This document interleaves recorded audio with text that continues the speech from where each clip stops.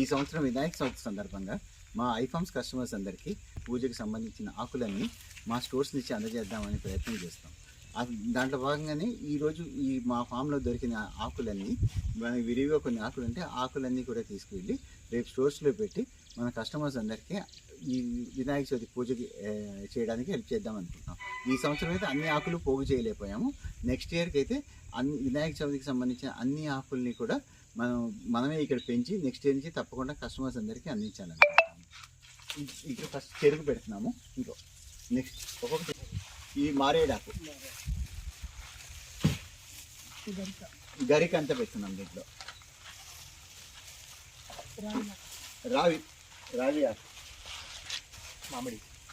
మామిడాకు ఇంకా ఎక్కువగా పెట్టుకున్నాం. ఇంకా శాంపుల్గా పెట్టాము.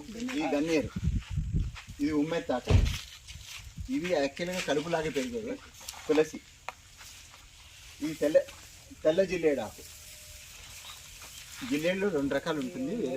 ఇది తెల్ల జిల్లేడు ఆకు, ఫ్లవర్ తెల్లగా ఉంటుంది. ఇది వావిలాకు, ఇది